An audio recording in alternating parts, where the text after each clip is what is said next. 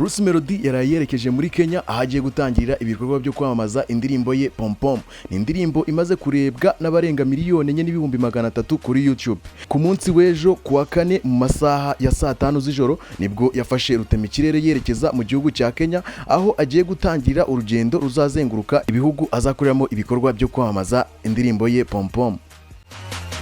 Nyuma yo kuva muri Kenya azakurikizaho TZ cyangwa se Tanzania, aveyo yerekeza Uganda, ave Uganda yerekeza i Burayi aho azanakorera igitaramo mu kwa gatatu k'uyu mwaka. Ni igitaramo rero kizabera ahitwa Birmingham Palace, aha ni Buruseli mu gihugu cy'Ububirigi. Ni igitaramo yatangaje ko azahuriramo n'umuhanzikazi guturuka mu gihugu cya Uganda yitwa Shiba Kalungi. Uyu nguyu rero bakaba banafitanye indirimbo bakoranye mu mwaka wa 2018, indirimbo yitwa Embela Zone, indirimbo imaze kurebwa n'abarenga miliyoni 1,700,000 kuri YouTube nyuma y'imyaka 7 gusa imaze igiye hanze.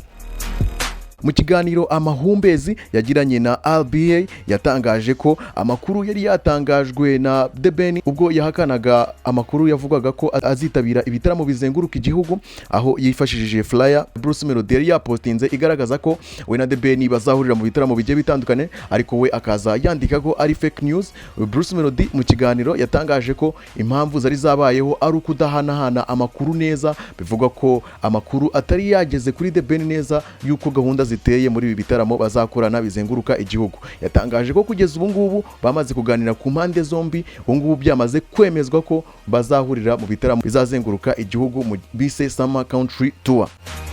Bruce Melody mu biganiro amaze iminsi akora ku maradiyo agiye atandukanye ndetse n'ibitangazamakuru nka Trace ndetse na Kiss FM yakunze kugaruka cyane ku mushinga agiye gushyira hanze. Yatangaje ko afite undi mushinga wa Danje agiye kuzashyira hanze nyuma y'indirimbo Pom Pom. Na undi mushinga ni indirimbo ebyiri azasohora ari kumwe n'abarimo Davido ndetse na Yemi Yarade. Indirimbo afitanye na Davido avuga ko yamaze gukorwa, ahubwo uruhande rusigaye ari urwa Davido kuba bakwemeza ko isohoka ikajya hanze, dore ko iyi ndirimbo batangiye kuyikora mu mwaka wa 2023 ubwo Davido yari yitabiriye Trace Award bakaza guhuriramo bagahita bumvikana no gukora umushinga w'indirimbo. Coach Gayeri mu kiganiro yagiranye n'itangazamakuru yavuze ko indirimbo ku ruhande rwa Bruce Melody bamaze kuyitegura, uruhande rusigaye ari urwa Davido.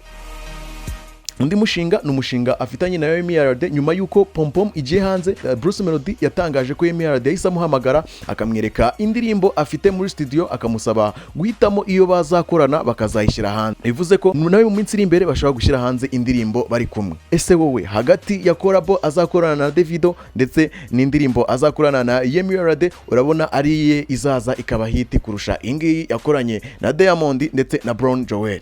Ngendi Tiger The Great MC Swain.